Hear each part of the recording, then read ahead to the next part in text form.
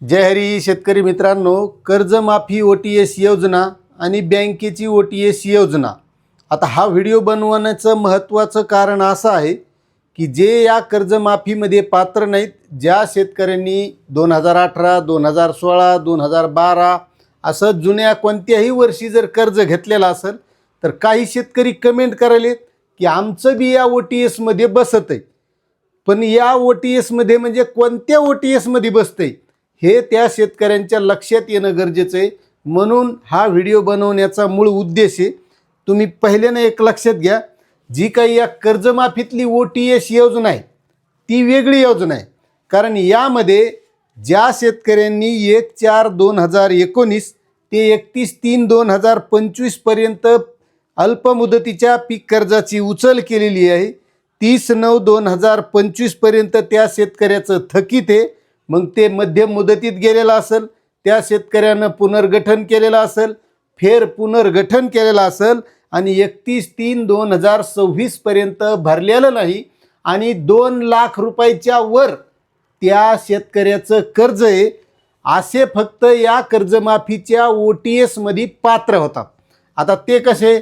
समजा एखाद्या शेतकऱ्याचं 3,50,000 रुपये कर्ज आहे, त्या शेतकऱ्याला 2 लाख रुपयाची कर्जमाफी मिळणार आहे आणि त्यानंतर जी काही वरची 1,50,000 रुपये रक्कम आहे ही भरल्याच्या नंतर त्या शेतकऱ्याला हा 2 लाख रुपयाचा लाभ त्याच्या खात्यामध्ये येणार आहे.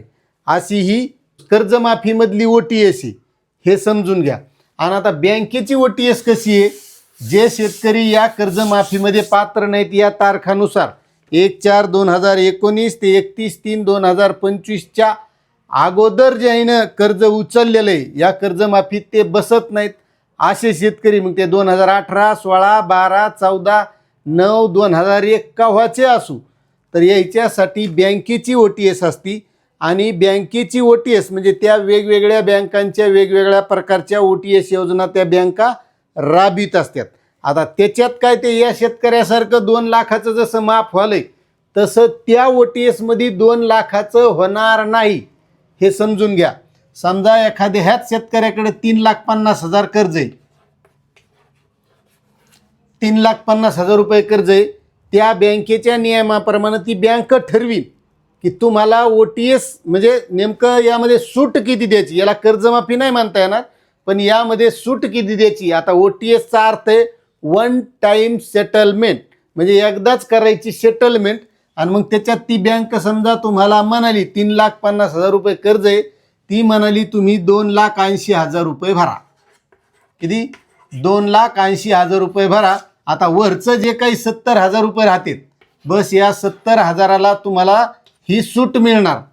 थोडक्यात आपण त्याला कर्जमाफी म्हणून समजा, ही सूट मिळणार.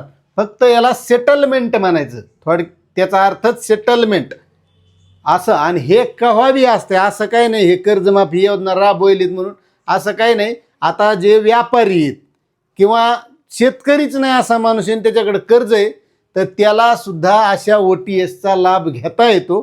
त्यामुळं हा कर्जमाफीतला OTS आणि बँकेतली OTS असे 2 फरक आहेत, हे तुमच्या लक्षात आले असतील असं मला वाटतंय. त्यामुळं आपली माहिती कशी वाटली नक्कीच कमेंट करा. चॅनलवर नवीन असाल तर सबस्क्राईब करा आणि जास्तीत जास्त शेतकऱ्यांना शेअर करा. जय जवान, जय किसान.